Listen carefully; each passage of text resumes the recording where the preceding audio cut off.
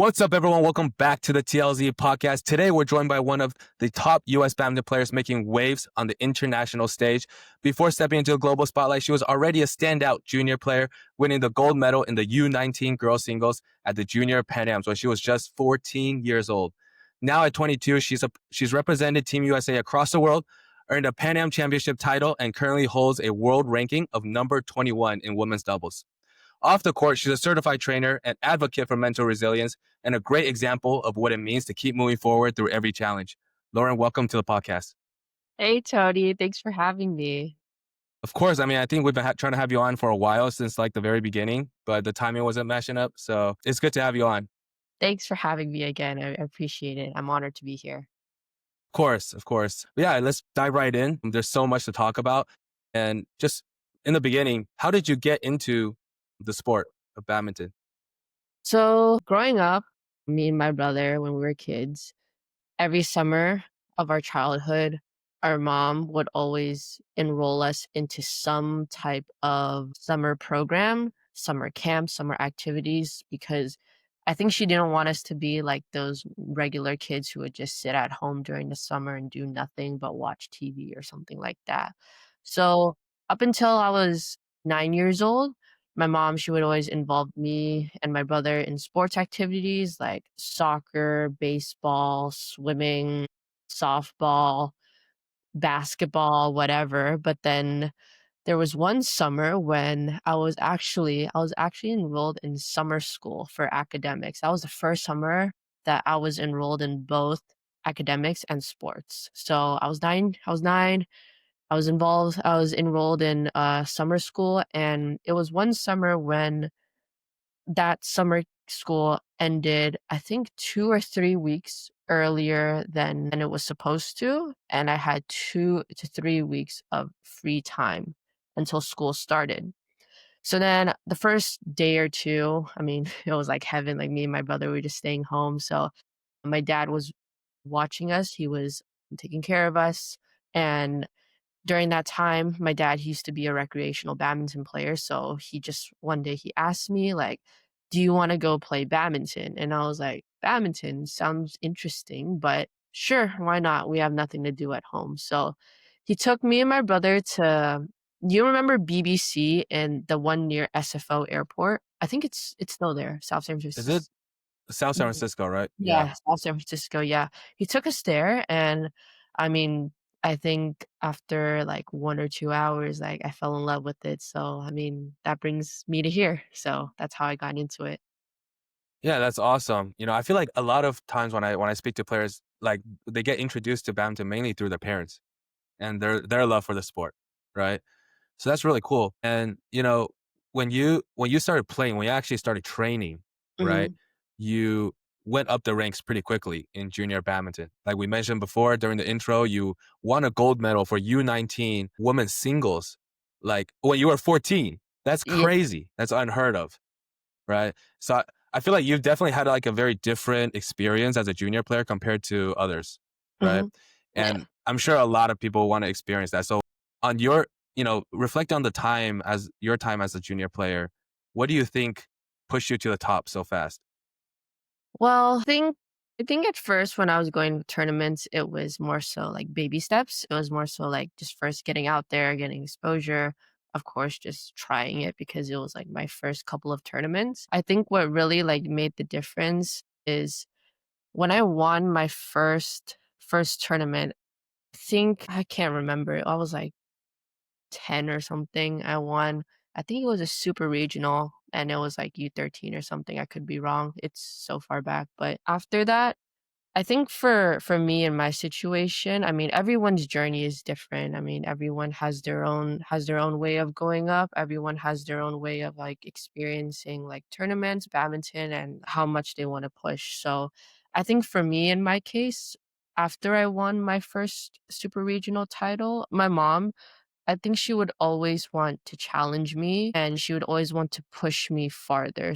I mean, it was definitely hard and like really overwhelming, but I mean, for my mom, she would always be very supportive about it and she would always like kind of give me a challenge and her her number one thing was like it's okay if you fail, but at least like now, they say die die, but try hard, die hard Right. trying, yeah. Yeah, Yeah. so she would always, like, kinda, like, give me challenges, and I think from then on, like, I mean, I was always, like I always felt like I was always the underdog because I was, like, younger, I was, like, stepping up, I was, like, this, that, but I think that gave me an advantage because I was more so challenging myself, and I didn't even put pressure on myself because, like I said, like, I was just the underdog, I was just trying to do my best, and I think one led to another. I mean, first was when I was, like, U11 playing up for U15, and then after I reached something in U15, "Okay, let's try 17," and then after 17, "Let's try the final one, 19." So, I think that's how it started, and yeah. Yeah, that's insane because I don't think people realize how much of a difference like U15 to U19 is. Like Yeah, U15, like even your body is still a child, yeah, right? But that was U19, you're playing against at the time you were playing against like Jenny Guy and yeah. I believe who else was during that time? Was Annie and Carrie during Jenny's U19 era? If I'm not mistaken, I think yes, but during that time when I was going up, I think they just finished. Oh, okay. So, I think they were still involved in doubles, I did see them in doubles, but I think when I was, like, at that time when I was stepping up to U19, I think they just finished because I don't remember playing the twins in singles. I did play against Jenny, yeah, Bianca Tam, All right, uh, Bianca. yeah, back then, Maya Chen, um, and Malvika, Cynthia, if you remember them, Yeah. and just all the other ones, yeah, yeah, Yeah, like that those players were already like grown. Like like ready to graduate from high school. yeah, And like, their bodies are developed and they're stronger and fast and for you to be able to, take those people on and come out on top is absolutely insane, thank And you, I you appreciate it. mentioned, yeah, of course. And Mhm, you mentioned how you jump from age group to age group.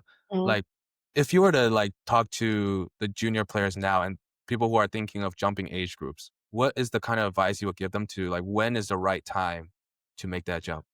Well, for me, I wouldn't say there's a right time, but I would just if I were to speak to the youngins right now, I would say to them, like, I get that it's overwhelming. I get that age. I mean, overthinking, like, oh my God, like, if I'm playing against older people, like, I don't want to humiliate myself. I don't want to, I mean, who knows? Maybe those things, like, we're young, like, maybe those things come to our head. Like, I'm going to lose first round. They're like grown women right now. I mean, but for me, what I would say is like, you're always gonna lose and you're always gonna win. So there's no like there's no like set in stone of when like you will get what you want because everything is uncertain too. So I will tell them like I get that it's overwhelming, but I mean if you lose then you lose, but that will help you be a better athlete and if not a better person too. So I mean yeah, it might suck. Yeah, it might be unfortunate, but go for it. I mean, you have to step out of your comfort zone and don't be afraid to step out of your comfort zone too, because if you don't, who knows how far you're gonna make it. So I get like us young kid or back then us young kids, we were like very competitive. We're like, no, we want to win. But it's not about winning, it's about enjoying the process, getting the experience, taking it one step at a time, and then look at the bigger picture. Yeah, for sure. I think it's definitely something to watch for, right? It's important to of course not rush everything, not rush anything. Mhm. But at the same time, it's like two different types of challenges. One is like challenging yourself to play against people that are obviously better and stronger than you. And the Yeah. other challenge is if you do decide to stay, you're playing against people who are the same age as you and you are expected to do well. Right? So Exactly. there are two different types of pressures Yeah. and it's really what you choose, right? And Yeah. it's okay to pick and take turns, right? Yeah. So good to experience at that age. And yeah, so I think overall, I think for any player who's listening, do what feels right to you. Would you Yeah. agree? Yeah, of course. Definitely. I know as players, like we always want to like follow our coach, follow our parents of what they want us to do, what they expect us, and then we just follow because like we trust them. But I know you should trust your coach, you should trust your parents, yes, but I feel like you should actually go with your heart and what your heart feels because nobody knows you better than yourself. I think that's very important, especially for the juniors right now. Definitely, definitely. Mm, And talking about heart, Lauren, you're mm, one of the players who, like, undeniably has so much, like, just infinite amount of passion for mhm, badminton, mhm, right? And that's shown off the court and especially on the court, mhm. right? And I want, because maybe some people have never watched Lauren when she was younger, but ever since Lauren was young, you've been passionate on the court. Yeah. Yeah. And passionate is an understatement, right? And so where does that passion and competitive spirit to fight for every point come from? Well, I think ever since for me at least, I'm speaking for myself. Growing up, I was always a competitive kid. Like I was always very driven to what I wanted and I knew what I wanted, so I was very determined towards it. And when it came to badminton, giving a little bit of backstory too, like I mentioned that my mom, she would always involve me in summer activities. Before badminton, I was actually a figure skater. So I was doing that for like over a year or two. And I knew from like 2 months into it, it's not what I wanted long term. But I did it because I had to, and because at that time I wanted to make my mom happy. So then at that time when I found badminton, it's a different kind of feeling. Like you know when you want something and you know when something doesn't click, you know? And that was me with figure skating. I knew that it wouldn't click with me. I couldn't think of it long term. So I talked to my mom. I told her, "Mom, this might sound really crazy, but I really like badminton and that's what I want to pursue for the rest of my life." And fortunately, my parents are both very supportive. So, I'm very thankful for that. They're like, "Hey, you know what? If you really love it, then we'll full on support you, but you have to do your best. You have to give everything." And I remember they asked me when I was young, they're like, are you willing to give everything if you're sure that you love it? And from then on, I said yes because I knew that I love it.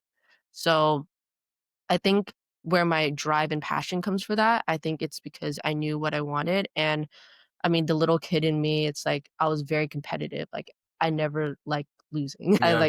never could settle for second. It was always me like pushing myself to be number one. Like I have to get number one. I want to win this tournament. I want to win this champion. And I think like a lot of like motivation came with that too, because as a mom, or for my mom, at least when I mentioned that she would challenge me before, for example, like when I would win, like I think now it's called ORCs or super regional, something like that, like the big Yeah, they junior. have, open regionals and closed Yeah, regionals now. Yeah, yeah, it's like different. the open regionals or something like that. I think that was equivalent to our super regional. Like, he would tell me like, "Hey, Lauren, like, I know it's hard, but push yourself. Like, if you win, I'll get you this." Something like that. So it was obviously something to look forward to. I hope I don't influence the young generation to like tell their parents this. So yeah, but that was just me. But yeah, she would give me kind of like something to look forward to. So that added to the drive and passion on court. Yeah, definitely. I mean, of course you had the passion and the love for the game and you wanted to win every tournament, but sometimes that backfires on you, right? Yeah, Because you want it too much and you care yeah, too much. yeah. So over time, how do you learn to like reel it in and make sure like that's not getting in the way of you winning games? Definitely, like, I would say, like, I'm not like, nobody's perfect, and for me, I feel like as an athlete, as a badminton player, like, I still have, like, a lot of room to improve, and I feel like it's more of the mental aspect of the game. Mental health, an athlete's mental, like, I feel like it's super important and it's super powerful. I know you mentioned just now it sort of backfired on you. Of course, everyone can't win every match, and unless, it doesn't go our way. I'd say that all the time. But for me, obviously, like I've dealt with loss, I've dealt with hard losses too. But I mean, for me, I would say even now, so like how to get over that is I would say it's more of experience because you can't teach experience. I feel like people athletes who are going for something, they have to experience stuff for themselves, go through it, and then learn from it. I feel like that's something that I'm still in the process of too as an athlete. Like sometimes I deal with hard losses and sometimes it's my mental. Sometimes I wanted it too much that I didn't just take my time. And the next tournament, for example, the same situation happens. I do my best to make sure it doesn't happen again. Sure. It's more of experience. And I feel like experience is very important too. Yeah, for sure. I think it's, Mhm. if you can never win without losing games, right? Exactly. So everything is a learning experience, learning Mhm. curve. Some people find it, easier over time, but some people can fix it right away. It's just everybody has their own timelines, right? Exactly. Yeah. So, yeah, I mean, for young players, it's important to take your time, figure things out, and Mhm. make sure that you have the support system around you to help you with that, right? Mhm. But yeah, moving forward, like I do want to talk about your athleticism because that is something that stands out every time we talk about Lauren, right? Now, some people may say like, especially like at the younger age, you're like, we can't beat Lauren because she's just gifted. She's God given strength, right? God given athleticism. What do you say to that? Hmm. I feel like I mean, for me, myself, I have heard comparisons to me. I've had heard, like, people say I'll be honest, like, I have heard people say, like, "Oh, I can't do this, like, I wanna be like Lauren, like, I wanna be strong, I wanna be very, like, athletically talented as her," but for me, I mean, I'm very lucky with my gift and what I was gifted with. I think I mean, I feel like when people say that, I do tell them when I mean, obviously, if we're, like, friends, if we're close, it's not good to compare yourself to what other athletes have, for example, when they compare themselves to me, like, "Lauren has this, I don't have that," but for me, you shouldn't focus on what I have, you should focus on what your strengths are so you can portray that better. I mean for me, like, yeah, I was gifted with a lot of, like, talent, strength, everything, but I'm not perfect. I have flaws, and maybe other athletes who want the things that I want or have, they have what I don't have, and I feel like a lot of people should just focus on themselves not themselves, sorry, that's too literal, that's too brutal. I mean, they should focus on what their strengths are and improve that. That's what I Right. feel is very, like, important. Yeah, everybody has their own uniqueness, and that's Mhm. what makes everybody special, right? And Yeah. everybody has their own playing styles. So Mhm. it's about developing what works for you, right? And your Mhm. own body. Yeah, I Yeah. completely agree with that. And Mhm. earlier, we talked about your support system, right? Mhm. And you spoke about your mom, your dad, but somebody that's super close to you is Paula, Mhm. right? So can you talk a little bit about what Paula means to you, how you guys met?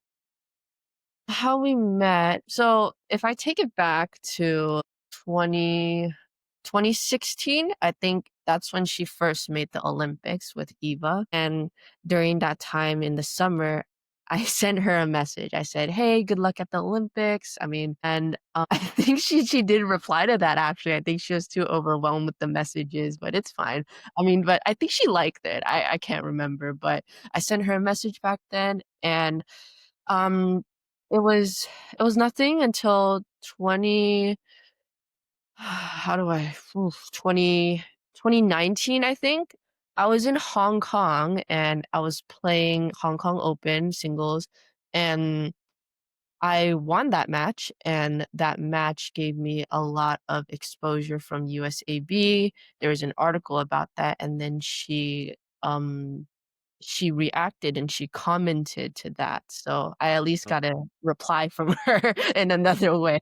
through a comment on a post. Yeah, yeah. So, Nice. I mean, fast forward 2019, at the end of that year, I think I came to LA, and I specifically came to Orange County for back then, there was a K&D Graphic International Challenge at OCBC back in 2019, and I was gonna play that tournament. I was going to LA, and I didn't have anyone. I didn't really know anyone.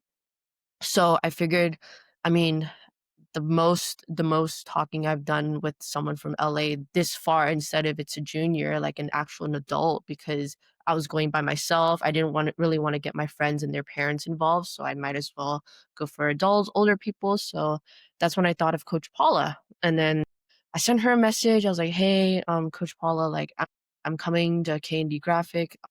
Would you be able to help me train and prepare for that?"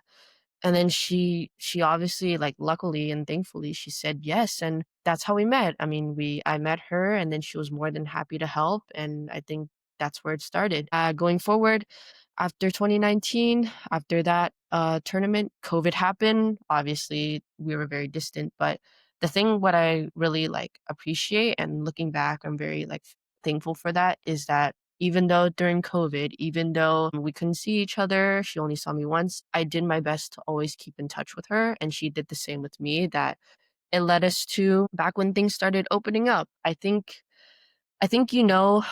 When me being in Bintang before, I was training with Alohi, I was training with Daniel, I was training with Andre, Brandon. We were the kind of like the 5 people who were like the top. So giving another backstory to that, they were all going to college. They all wanted to pursue their studies, which is fine. I mean, everyone has different paths, and I was the only one who wanted to pursue badminton. So I was in that spot where we were all graduating high school. COVID was just ending, everything starting to open up, and I needed a more long-term place to train and who I could train with. It's not about training somewhere, it's about, like, who you can train with too to maximize your skill, your level, and I was very fortunate at in that perfect moment, that's when Coach Paula reached out to me. She started working at OCBC, and she reached out to me asking, "Hey, Lauren, I know it's been a while, but would you be interested in training at OCBC? We have a group training, and it's consistent, it's 3 hours a day. Would you be interested?" And I was like, "Of course, I would." So, I made that decision. I told my parents, I was like, "Hey, mom, dad, I found a long-term sustainable training at OCBC for now, at least. I wanna move. I wanna hop on it." And they said, "Go for it." So I moved down to Orange County, I moved down to LA, or LA first and then Orange County, and then I met with Coach Paul every day. I was by myself. I mean, she was free too, she made time for me, and one thing to another, and yeah, we're here. Wow, that's an amazing story. I mean, the friendship and mentorship like relationship that you have with Coach Paula is so close. I mean, we see it in like the Instagram posts and the social media posts that you guys share. So yeah, that's really incredible. And you talked about how, everybody else was moving on to college, right?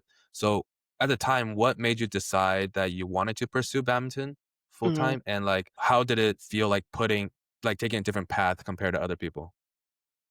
I think for me, it was a little bit more straightforward because I was okay with not this is just me. I was okay, or I am okay with not experiencing that college in-person lifestyle, because for me, I've actually been online school or homeschooling since I was a junior in high school. So I was already exposed to being alone. I was already exposed to doing things on my own. And for me, like back then when I was thinking of like, do I really like I graduated high school, I was considering like, do I wanna take time, and do I wanna go to school, experience the college lifestyle, or do I wanna continue? Because back then, like in high school, at least when I was homeschooling, it was obviously to train, it was obviously to go to more tournaments, it was obviously to for badminton, and me thinking about like stopping and then going back to school and then coming back later, I was like, I don't wanna go back and forth. I just wanna like I started like this, I'll just continue it like that. So I think that's how it kinda like made the difference for me, and that's how I knew that I wanted to pursue it for the rest of my life, because ever since like I was young too, I was always like, I want to make a difference for the US. I want to achieve things that no other player has done. I want to do my best. I want to give it everything. And I knew that if I were to stop in the middle of it, I mean, who knows? I mean, maybe I'd have different outcomes, but I was just very determined for it, and I didn't want to stop. So Yeah, definitely. I mean, I think everybody takes different paths. Mhm, And yeah, I think just from your passion for badminton, mhm, it made complete sense when, decided to pursue that. mhm. And you actually started playing adult tournaments like quite early, right? Like when you were really young. It wasn't until like you graduated from high school. Like before that, you were already playing these international adult tournaments, right? Yeah, yeah. I started, if I'm not mistaken, I started when I was like 15 or 16, something like that. Yeah, so like super young. So Yeah, yeah. when did you decide like, hey, I'm not gonna do juniors anymore. I'm just gonna focus mainly on the adult tournaments and come I think you did come back for some major junior tournaments like junior nationals and Pan Ams, but a lot of Mhm, times you were, abroad. mhm. If I'm not mistaken, I feel like after uh I won Pan Ams in 2017. I feel like that was that was kind of like the turning point to everything. In that moment, I was like, yeah, I reached it. I did it. I played up till 19. I was 14 at that time, and I was like, what's next? Because yeah, like I could come back for junior tournaments, but I've played many junior nationals. And I think at that time, my mom and my parents were very supportive and they were like, do you want to try playing international? And then I was like, international, yeah, why not? I was young, so I didn't really know. I was like, yeah, sure, sure. And then I think from then on, my mom, she would always travel with me because my dad had to work, and she would always like be supportive. She would always be there with me in tournaments. She was more so my travel agent at that time. Like she would always arrange the tournament. She was very supportive. She would always arrange like hotels, flight tickets, everything. I just go there and play. Yeah. So, I think when I was, like given that I was really young, I was exposed to the professional world, like, very early, which I feel it's good, but back then, like, I was very overwhelmed because I'm a fresh 14-year-old kid who Yeah. finished Pan Ams, and I'm exposed to 20 and 30-year-olds at that time. It was definitely overwhelming. I was like, "I don't know what I'm doing here," and, of course, like, first couple tournaments, it wasn't good. It was bad. I was, like, 14-year-old. I was, like I was losing first round, which is part of the process. I was okay with it, but I was exposed to, like, okay, like, you reached Pan Ams, you reached this is you reached Pan Ams at 14, you won. To get to the next level, it's a whole different step, and it kinda made me question myself. Am I ready to work for that to get there? So I think that was the turning point, and I didn't after I won Pan Ams in 2017, I don't think I looked back in juniors, so I don't think I came back. So I think it Yeah. was then and there, so Yeah. I mean, looking back, like at the time when you won that gold medal, mhm, if it was big news, obviously, because just but it mhm, didn't like really sink in. But this time, like when before we did the podcast, I redid like a deep dive on all the information, all of your information. I was like, damn, she won a U19 women's singles gold medal at 14 years old. Like, what the hell is that? Like that's a big deal. And yeah, I think when at that age, I was like, I mean, I knew it was big, but like I was like, okay, Lauren's like we've seen you play many times, like you're around that level. I was like, oh, it's fine. But then this time when I actually looked at it, I was like, damn, that's insane, yeah, that you were able to do that. But yeah, so props to you on that. But throughout like your junior and going into adult, you always played mainly singles, right? And mhm, sometimes doubles, but you focused a lot on singles. But you recently shifted your focus to doubles, right, with mhm, Allison Lee. mhm. And what made you fully commit to playing doubles now? Well, at that time I think at that time, I was going through I was going through a phase in my life where I was kind of confused and lost of everything. Obviously, being a professional athlete, being a self-funded athlete, especially from the US, who's given on top playing singles. I mean, I was traveling the world by myself most of the time due to budget. I mean, I could only afford to cover myself since everything is basically self-funded. And during that time, I wasn't producing results in singles even when I tried everything. I was training hard, I was trying different training methods. I was doing my best, but I just still couldn't manage to win in tournaments. And I think that took a big toll on me mentally because I wasn't making any progress. And I mean, of course, loss is always there, but when you're losing consistently, like one at a time, it doesn't get fun. Yeah. And I think at that time when Allison came along, I mean, I just thought to myself, why not give myself a change? Maybe a change is good. I mean, who knows? The future is uncertain. Maybe I will go back to singles, maybe I'll just stay in doubles, but at that time I needed and I wanted a change and it's worked out good so far. So I think that's what's kind of like sparked the change, but yeah. Yeah, I mean, ever since you guys made that transition, Mhm, ever since you made that transition to doubles, right? mhm, You've seen your ranking climb for women's doubles to number 21 now, which is I think the highest that it's ever been. mhm. And what do you think throughout this journey, what was the most difficult adjustment that you had to make going from a singles player to a doubles player? For me personally, I would say it was mainly the game style, the strokes, the strategy, and I think the mindset. Going back to the game style and strategy, as singles, the shot speed, the shots, everything are different speeds. So, I mean, back then when I was training for doubles and even when I train for it now, since I'm not fully there yet, like I would hit a shot and they'd kill it right away because my shot was too slow. It's very like they say, it's very singles.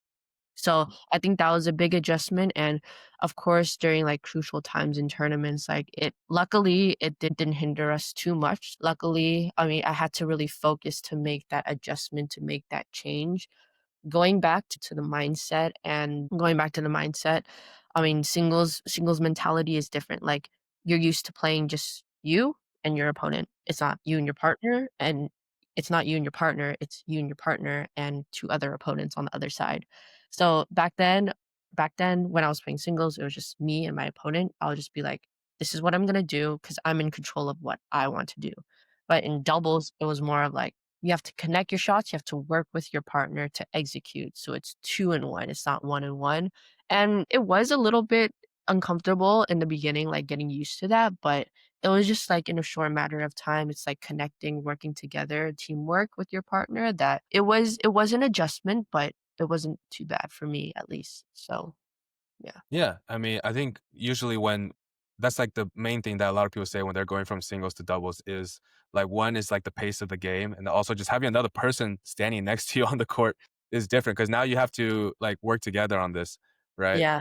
And you've said like before in a different interview, I think with the Taiwan in Taiwan, you did an interview and you said singles felt lonely and stressful Mhm. compared to doubles. Can you walk us through that, like that mental side? Mhm. Expand a little more on that.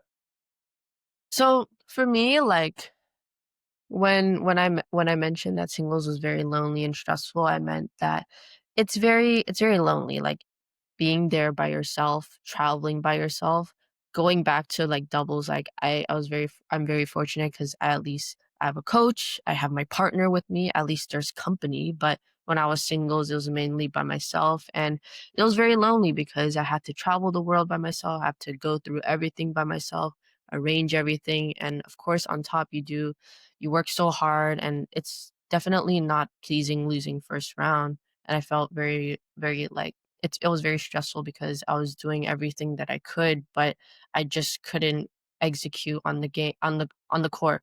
I couldn't win. I couldn't do anything. So it's not do anything, like I couldn't win.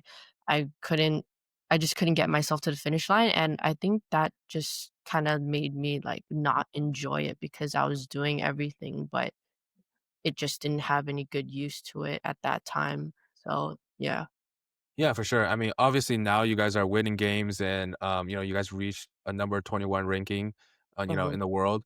And looking back at that journey of reaching that, high ranking, what do you think contributed most to your rise, in the doubles ranking? I think it was just a matter of teamwork and working hard at the same time. I mean, there's a lot of compromise for doubles. You have to work together as a team. And I think leading up to that, we worked together as a team slowly, baby steps. I mean, everything everything was kinda just one at a time. We didn't rush anything. So, I think leading up to that, it was more like dedication, like working to get to work like I said, working together as a team, and I think leading up to that, we just tackled one thing after another and slow and steady, and I guess that's what got us there. Yeah, for sure. Mhm, One of the perks about, you traveling the world and playing these tournaments that you get to meet new people and, build new friendships. I know you have mhm, a really special, friendship with Nguyen Thuy Linh. I hope I'm saying mhm. her name right, Yeah, yeah, yeah, from Vietnam. yeah. You actually coached her in the Mhm. German Open, and a lot of people reported on that because it was like never heard of that another player from a different country would coach a player from another country. So it's unheard of. So how important are those relationships off the court, in keeping you motivated in tour? I feel like in general, it's good to keep your relationships with people. It's good to keep obviously like friendships open with people, especially different athletes, because you never know, like for example, like you never know when you need them or when they need you to work together. Like, for example, I think that during that time, I mean, she was going to tournaments by herself. I was going to tournaments by myself or with me and my coach, me and my partner then, and I get it because I know how it feels like to go literally by yourself to tournaments, and I just wanted to be a helping hand. I mean, during that time, I asked her I was actually, like I was warming up with her because she asked me, and then I was like, "Sure," and then I just asked her then and there, like, would you want someone to sit behind you? Because I understand how lonely and how tough it can be. And she was like, sure. So I was like, why not? And going back, I feel like it's good to keep those friendships and relationships open to people, especially during different athletes at tournaments, because it it comes together in teamwork and unity too. Like we can all work together, we can all help each other grow and improve. So I think that's very important for athletes, especially athletes. Yeah. I know what you mean. Yeah, singles can get quite lonely, like you mentioned before, but Mhm, having friends by your side and just people who know like the experiences that you've gone through because they're in the mhm, same boat, that's really special. And one of the really cool things about you playing on the court, is are the different celebrations that you do, when you win a match. And like okay, I'm guilty of this, and I'll admit it here, is that when we were like younger, and mhm. you will celebrate. I remember you celebrated in I think it was junior nationals at Bingtang at one point. I forgot I which year played it was. against you? No, no, May no, we didn't play against each other. No, okay. no, no. It was a Mhm. different game. Oh, okay, okay. I think you did like a crazy celebration after you won the game. And then at the time, I'm not gonna lie, at the time I was like, oh, this is so cringy. But then but then, as now at this age, I'm like, damn, I wish I celebrated more when I won games, Well, there's two things. One is like you get to enjoy the moment as a player, right? And the other thing is that's actually the best way to make the sport more popular is Yeah. celebrations, and because that's entertainment. Like people watch for that, right? But we fail to recognize it. At least I did, and I know many Me people did. too. Many people are guilty of this, but I wish I did that more. Like celebrate more like you, and like just like enjoy the moment. So you know, from all the different celebrations that you've done after winning a match, which one has been your favorite so far? I feel like for me, my most favorite one was last year in Canada Open. Um, I I was when I made quarterfinals. I won my round of 16 match against a tough opponent from Denmark. I remember it was 3 games, and after that, I celebrated. I did the Ben Shelton one, the one I don't know if you Oh, I didn't know. see it. I didn't see that one. What was It's it? the one where he, like, goes like this, and then Oh yeah, the I saw yeah. that you posted about it. Yeah, yeah, and That is cold. yeah, like, That's a crazy. lot like, after that, like I felt I mean, for me, when I celebrate, it's because I've reached something, and like I said, like, if I can do it also for the exposure of the sport and more popularity of the sport, why not do it together? So, I mean, I did that, and after that, I was, like, flooded with messages. I think, like, I got, like, a lot of people, like, knew me for it Yeah. at that time, like, they'd be like, "Hey, hey, hey, hey," like that, and Yeah. then, like, for me, like, I posted about it, and yeah, I just feel like Picture is cold. That picture is cold. they got it they got me at the right time, it's all about timing, so, I mean, yeah, it was that was my favorite one because it really meant a lot to me at that time, like, it was my first quarterfinal at a Super 500, second, I won against an opponent who I couldn't beat for, it was my first time beating after trying twice already, so those 2 really meant a lot to me, so that's why I did that, so yeah. I'm glad you did it because it blew up, right? And like it just brought more eyes to the sport and brought more eyes to you, right? Yeah, And yeah. that's, you know, the best thing about it. And, you know, I'm curious, how do you come up with a celebration? Like, are you thinking about it beforehand? Like, if I do win a point, I'm gonna do this one today, or like, I mean, to be fair, like, I mean, everyone does. Like, everyone's like preparing for this, not like in the moment because, like, right, But for me, like, yeah, yeah, I do think about it. Like, I get my inspirations from other sports. Like when I see other sports, like tennis, like basketball, like soccer, and stuff like that. I mean, it lets you like you said, it lets you grow onto the popularity of expanding the sport more. And for me, like, I know, like, a lot of people are like, "Oh, it's cringe," like, even you said it, like, "It's cringe," like, this, that, but for me, like, when I celebrate, like, it's then and there, and then off the court, I start from 0 again. Like, I don't wanna touch it anymore because I already expressed everything that I wanted to, and whatever you do, like, you're gonna get haters either way, like, you win, you get haters, you lose, you get haters as well, so why like, who cares? Like, just be yourself, so that's why, like, a lot of I mean, it's not the first time where you mentioned that you cringe. I mean, I do get that, but I wish people, like, more so understood, like, you have to be yourself, and you have to know yourself too. yeah, for sure. No, I think that's super important. I feel like just an idea. Like next time you're like leading in a big, important match, you gotta hit the night night, hit the night night. Cold as it's super cold, cold as hell. I know that, but, like, I just wanna make sure that I win first so that I don't Yes. get disappointed later, you See, know? badminton has that issue because we don't have a time limit, right? In Yeah, basketball, like the time's up and there's like 2 minutes left. You can't do yeah. much. You hit the night night, it's pretty safe. But in badminton, if you're leading like 20-15 and you hit the night night and they come Well, up at that's 20 all, it, yeah. it gets tough. But hey, if you do hit the night night and you finish them off, it'd be pretty cold.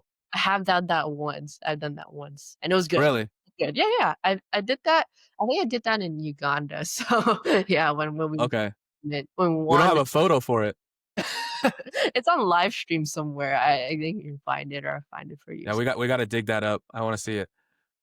But yeah, that's super cool. Yeah, back to, being an American player, right? And that's one of the things like celebrations can bring more eyes to the sport here. But as an American player, what is like the biggest challenge that you feel like you faced throughout this journey? I feel like I feel like the biggest challenges that we Americans face is a lot of support. I'm not talking about financially. No, it's not financial. I'm talking about moral support too. Like, obviously, like, I feel like for me at least, like, there's a lot of encouragement and positivity that can be worked on. I mean, thankfully for the financial side, I mean, it's slowly growing. I mean, at least we're getting there at least slowly. I mean, there's BGQ, more sponsors are stepping in. Yonex, for me, Yonex has helped me a lot, personal sponsors. So I can say that it's not like a big jump, but at least we're getting there. Like, at least it's slow, but I'm happy to see that more people are supporting badminton. Like BGQ, like, I'm very thankful for them because they're willing to put. You've heard of BGQ, right? No, what brand is that? It's Badminton Gold Quest. Okay. Yeah, so they're an organization that sponsors junior players, para badminton. They're financially sponsoring aspiring junior players for 2032, and they're, like, sponsoring them now, so it's like a process. And Oh, okay. I find that very good because they're putting money to help a lot of kids. It's not one kid, as a whole. So I feel Hmm. like for that, we're slowly getting there, but I feel like it's more so support because, of course, like us athletes, we go to tournaments by ourselves and like we don't have a team. We don't have like a national team where all of us are together. Like, yeah, we're together, but we're very divided, you know, it's different. So I feel like the support of after losing, like you think to yourself like, "Oh, I'm not good enough. I'm not I just lost. I mean, how much more can I do? I'm using my own money. How much more?" I feel like it's more encouragement and positivity that at least for me what I experience is it's what's kind of a challenge. I think I think resources, stepping up for training, I feel like a lot of that has grown. A lot of us has taken the time and dedication to train at other countries. There are more sparring partners and coaches coming to the US from other countries. And I feel like it doesn't matter where you train. I feel like it matters what you make the most out of it. Like for example, like Kevin Cordone, he just trains in Guatemala, and he was able at that time to make 4th place at the Yeah, 2021 Olympics. that was crazy. I mean, I'm I mean, he just trained in Guatemala, and he just what matters is how you execute on court, and that's where I kinda go back to I think the one of the challenges is honestly just support, mental and emotional. I feel like mental is most important too because mental is everything. You have to take care of your mental or else you're not gonna be there, you know? You're not gonna be there mentally. Yeah, for sure. I'm glad you brought that up because we hear financial support obviously a lot from American players, but there's Mhm. that mental side that we most of the time we just like skip past. Yeah. So I think it's really good that you brought that up. Mhm. But you did mention, talking about training and Mhm. training abroad, you have had some experiences like training in Taiwan, right? Mhm. What was that experience like? So, um So when I was a junior in high school, the plan was to, like I mentioned, train and compete at tournaments. So part of the reason why I did homeschool or online school was I actually moved to Taiwan. Actually lived there actually lived there for, like, 6 months, I think, and flying out of tournaments there too. And I think training over there for me at that time, I wanted something different. I wanted to expose myself to different things as that was a starting point. I mean, like, after that, I've trained in Indonesia, I've trained in other places too, but during that time, like, in Taiwan, I know that I had training in the US, but I just wanted something different. I wanted a new environment, and that was honestly that was a good learning, that was a good stepping stone for me because I didn't do much for me as a player because I was new there, I was 14, I was going to tournaments, so I didn't have dedicated time to train, but it was a good it was a good experience for me to be exposed to a different training scene. You know what I Which mean? which team were you training with in I was at Taiwan? a high school. I was at a high school. It was I mean, it wasn't a club, it wasn't a team, it was a high school, so, yeah, I was training with them. Yeah. That's great. That's great. I mean, like, I encourage like players if they want to train like outside, right? Because obviously it's just you open your eyes to new things. But Yeah. one of the like some players experience this where they go abroad and they train, Mhm. and a lot of times the teams they don't want to share everything with you because you're an Mhm. outsider. Did you ever feel that way when you were training abroad? Definitely, definitely. I mean, it's pretty straightforward, and I feel like it's the hard truth, like it's tough to train with national teams, and I can't speak for coaches, but I wouldn't be surprised when coaches don't wanna share their players with other people because you're not their player, do you know what I mean? So, for me, like, it was unfortunate. I mean, it sucked a bit, but for me, I just took time and made use of what I could do in that moment with what they gave me. Like, I couldn't whine, I couldn't complain, like, "I wanna train with this person. Oh, why can't I train with that person?" What was given to me was what I was able to work with, and I just went from there. Yeah, that's great. I think the approach is like you gotta find things yourself. When you're there, Yeah, you gotta work for yourself, yeah, and like 'cause no find one's gonna do opportunities. it for you, yeah, Yeah, if you're just gonna stand around, people are just gonna ignore you, push you to the side, and yeah, it is what you stay there for a month and that's it, right? yeah, So yeah, I know what you mean. And you mentioned you stayed in Taiwan for 6 months. That's a yeah. significant amount of time, right? So Do you have any restaurant recommendations, food recommendations for us? Food recommendations, I mean, beef noodle soup is always good, but for me, I really like xiaolongbao, like, Wow. everything honestly, everything there is good. Is it better than the ones we have in the US? I would say it's about the same, but in the US, it's more expensive. That's true. That's Yeah. true. I would say it's competitively there, it's, like, there, but I just feel like it's expensive here, whether you can get it for, like, 1 or $2 over there in Taiwan, you know what I mean? Yeah. Something like Yeah. that. Yeah. Yeah. What did you enjoy most about being in Taiwan for 6 months? Um, I enjoyed for me, what I was proud of myself was I was proud of myself for stepping out of my comfort zone. So I mean, I enjoyed training, I enjoyed making new friends, and when I went there, like, I was pretty overwhelmed because I went there myself. Like, I was 15, I my mom made me hop on a flight to Taiwan by myself, Yeah. stayed with my aunt or something like that, and I was scared, I was like, "Oh, I'm shy, my Chinese isn't the best. I can get around, I can have conversations, but it's not the best." But I was proud of myself for making new friends, being exposed to different training, and I did have a good time there, so I'm proud that I was able to prove myself wrong. Yeah, I mean, to be at that age and to go out into the world and by yourself, I mean, Mhm. for 6 months, dude, it was not like a short amount of time. 6 months, like, you're living there, Yeah. right? And, like, so that must be, a completely new Mhm. experience and super Mhm. special. Yeah. But yeah, talking about training, right? We're circling back on training. You're also a certified personal trainer now, right? Mhm. So how has that influenced your own training and the recovery compared to other players? Well, going back to personal training, I fell in love with it since COVID, actually. Everything was shut down. And for me, like, I'm a person who gets very, very bored easily. So, first week of COVID, I was literally going out of my mind. Like, I couldn't find anything to do. Everything was closed. We couldn't go out. So, for me, I made a goal to myself that I wanted to keep my body fit.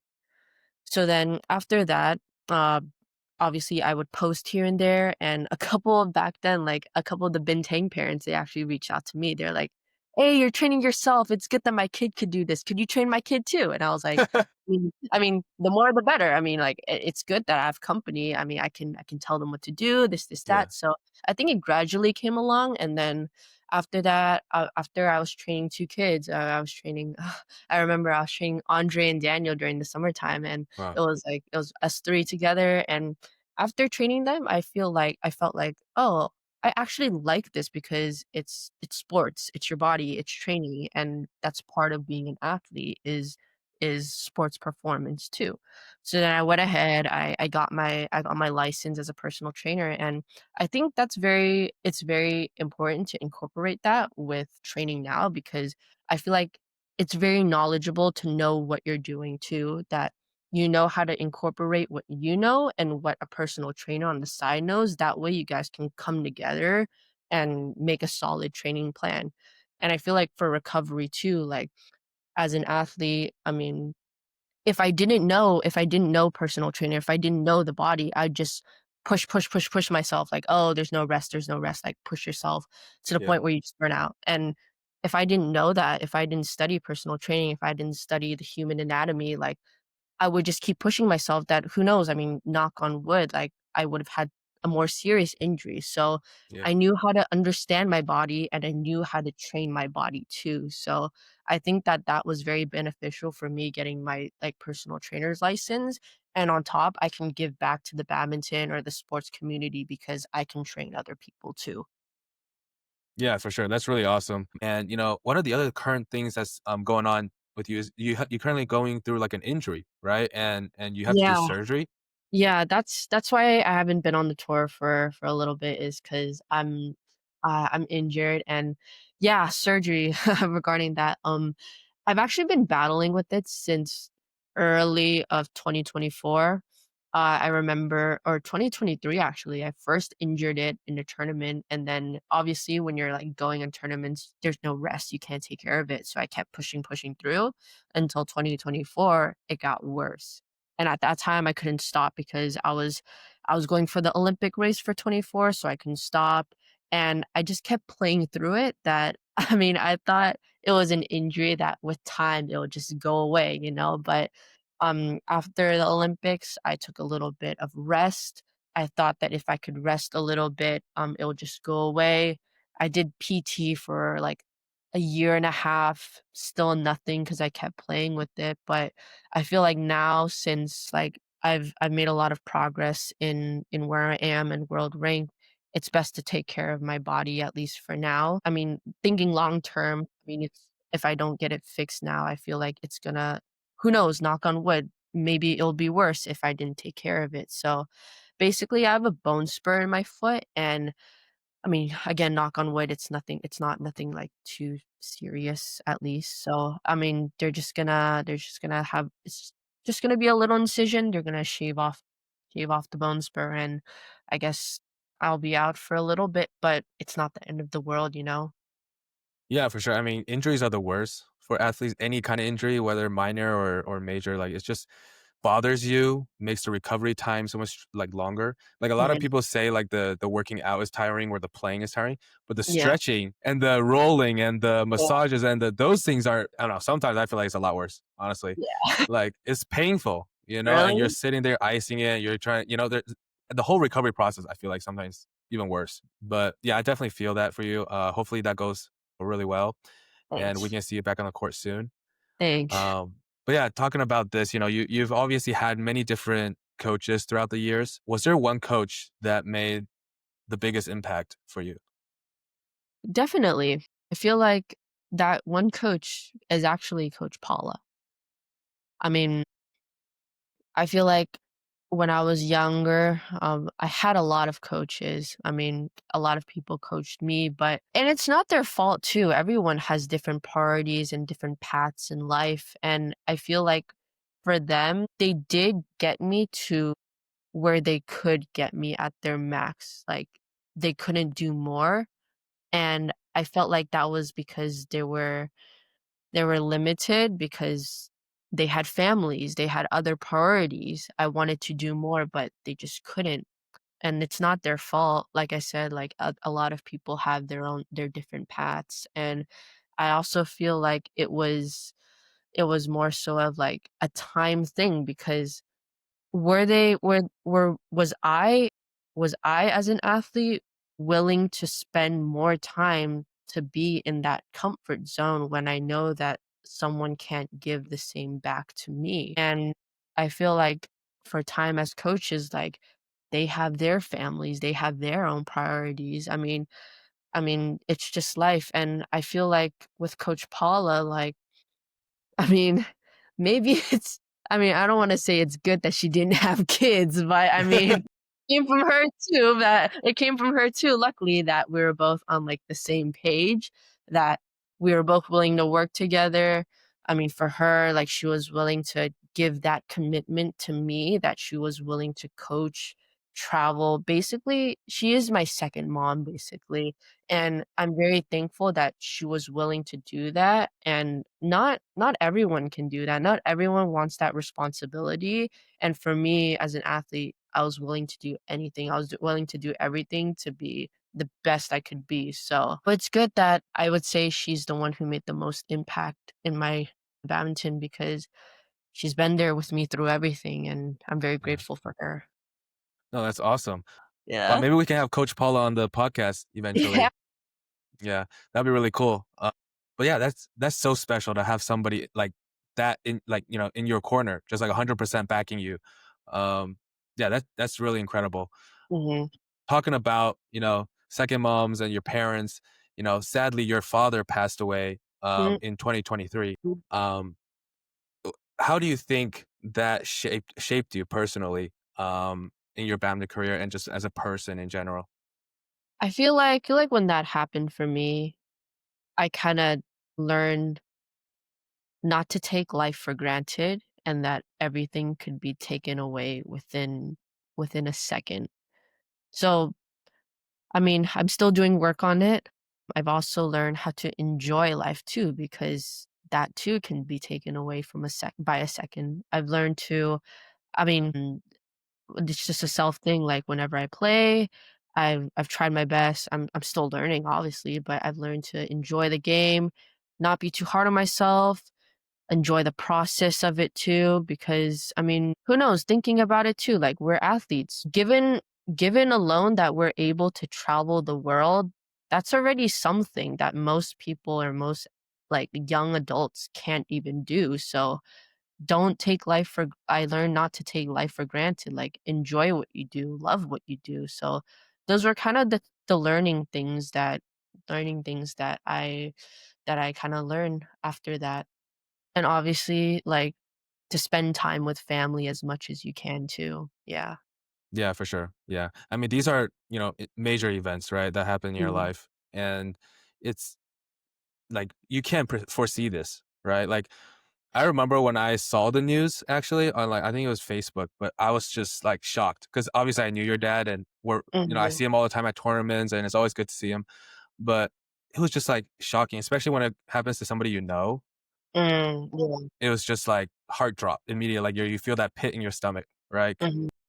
It's just unbelievable. Do you remember what you were doing at the time when you found out? So, I remember during that day, it was actually one day where I was supposed to leave for India. I was gonna go for a 3-week tournament tour in India in November, early December, and I remember the day that he passed was actually my mom's birthday, and I remember it was early in the morning. It was around 5 or 6 AM. I'm sleeping, and I remember my brother, he called me, and like, usually when my brother calls me, he needs something, so I was like, "It's 6 AM. I'm not picking up your call right now, I'm asleep." And then I, like, put my phone down, and then he calls again, and I'm like, "Is it serious?" So then I pick up, I'm half asleep, I'm like, "Hey, Steven, what's up?" And then he says, "Lauren, dad just passed away." And in that moment, I was shocked, I was confused, I was heartbroken, I was I was a mess, like, I can't say how I exactly was because I was feeling everything in that moment. I was confused. It was my mom's birthday, I was worried about my mom, I was worried about my brother, I was worried about, like, I was thinking, like, "What happened? What exactly happened?" And I didn't have those answers right away, so I just hopped on the flight and I went back to San Francisco to be with family, and yeah, that's sort of what happened. Yeah, I didn't know you were out on a tournament actually, at that time, but Mhm. that's probably, like, the worst part of it, right? It's just, Yeah, like, being far away yeah. and you had to fly back, and the No, whole no, time no. in the flight. I was still in LA. I was gonna Oh, you were leave. in LA. Oh, Yeah, okay. yeah, yeah, yeah. I was Yeah, I gonna mean, leave. still, that's just like, being in a different area is probably Mm, yeah, it's probably the worst, right? mhm. Yeah. But, from that, you've grown and you've developed into, somebody that I'm sure he's super proud of, and Mhm. what do you think he would say if he saw your growth now? I would definitely think he would say that he's very proud of me. He's very proud of me for I felt like when I was or when my dad was still here, he would he would s he would see that I am not fully expressive, I'm not fully myself, that when when he was leaving, I kinda opened myself more to being more expressive, especially to my parents, because I did have trouble with that as a person, not directly to my parents, but with everyone. I had trouble being expressive because I didn't know how to express myself that well. So I think now if he were to, like, be here and he would be proud of me, I think he'd be proud of me for, like, one, of course, it's knowing what I want and being driven to what I want because that's really what he wanted. He wants me to be happy. And two, it's being able to be myself finally, like, around everyone with just, like, being myself, like, not having to worry about, like, being shy to express myself. So I think that's most important. Yeah. That's amazing. Yeah, that's great. One of the other things actually when I was doing, like, a deep dive on you, Mhm. like, yesterday, just like a last minute research, I did see something about your mom recently getting cancer? I know we didn't talk about it beforehand, but Mhm. is that something that you're open to talking about as well right now? Yeah, sure. Okay. But yeah, I was just wondering because, obviously these are really big hits to your life. How do you still find the strength to keep moving forward? I mean, definitely it's tough. I mean, when everything hit, I'm not gonna lie, like it did take a very big toll on my mental. And I think moving forward, I was just surrounded by a lot of support, whether it was emotionally and then most importantly mentally too. Like I decided to get help or the help that I needed in that moment because I was very lost. I was very like shattered and I was very confused because I was like, should I continue or should I not? Or should I like going for it or should I just kind of like hang it up and just live life the way how I should? And I think one most important thing is that throughout everything that was happening, my mom still told me to go for it. So hearing that from my mom who was sick, who was going through that, despite everything, she still wanted me to achieve my goal. And I think that kind of like brought me a little bit to like kind of like going for it again. You know what I mean? Yeah. Yeah, definitely. And most important, I was surrounded, thankfully, by a lot of support emotionally, mentally. I mean, going back, Coach Paula, she was always there. She was always there through everything. And who knows where I would be without her, you know? So I was very lucky to have that, very fortunate. Yeah, definitely. I mean, it just speaks to the strength that your mom has, to still empower you to continue following your dreams despite the things that she's going through. Is your mom getting better? Is she making good progress?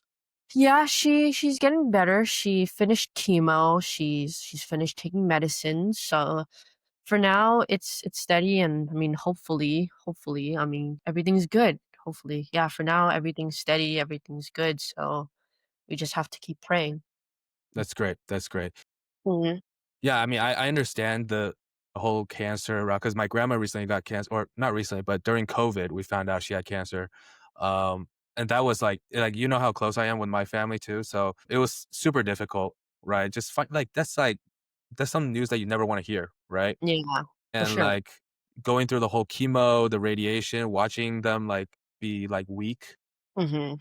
and unable to take care of themselves at one point, Mhm. it's really difficult. So I completely understand the things that you're going through. And we hope that your mom, feels better soon and can be cancer free eventually and just be healthy. I think that's the most Thank you. important thing. Really So yeah, appreciate it. a lot of wishes to your mother. Mhm. And yeah, so, moving forward, obviously your parents are super proud of what you're doing right now, but what is your long-term goals, your next thing that you're looking for? Well, long term wise, I I want to obviously for now, long term, I wanna go for 2028. I mean, it's in LA. When is the next time it's going to be in LA? And Yeah, I'm at my peak in my athletic life. I wanna make a difference. I wanna do my best to make a difference for the badminton world, especially in the US, and given that it'll be in LA, it's something that I wanna go for. And I think also after that, like I wanna I wanna give back to the badminton community because I wanna give back to the people who have supported me, and I don't wanna do less by not giving back to the people who, again, like, once supported me. So I mean, we have, like I mentioned, we have BGQ, we have those charities who are willing to support athletes. And for me, when I finish playing, I want to give back to the new generation to keep that going, to keep making a difference for US and USA badminton. And I want to be the people when I finish, I want to be someone who supports that because I know how it is as an athlete and I want badminton to keep growing and keep excelling, especially in the US. And after that, I mean, I know things can change, but I wanna own like a sports performance gym enhanced with PT in it because I know I'm a personal trainer and I know injuries are very common in athletes. So I want like a hub that can support and train both athletes and normal people, you know? Yeah. Mhm. No, that's awesome. Yeah, I mean, I think that people will find that super helpful, and I'm glad that, you have such big goals to chase after, because I'm sure that you'll be able to reach them eventually. Especially the 2028 Olympics. I think a lot of US players, that's the one that they have their eyes on, right? Yeah, So there's a lot of competition for it, but I'm sure you're going to come out on top on that, and be able to represent the US at the 2028 Olympics, which will be thank really, you. really cool. Um, Thanks. but yeah, for the people that are watching, if you guys do want to hit Lauren up to partner up on that gym, the club, hey, for a performance, make sure to hit Lauren up and support her in that. But thank you so much, Lauren. That is the end of the podcast for today. I appreciate you coming on. And thank you, everybody, for listening on the podcast. Make sure you guys click the like button and the subscribe button down below. And make sure to follow us at the TLZ podcast on Instagram to stay up to date on our latest updates. All right. Thank you, Lauren. Appreciate you coming Thanks on for having me. Thanks for having me. I really appreciate it. for sure. All right. We'll talk to you soon. Thank you. All right. Thank you. Bye, guys. Bye bye.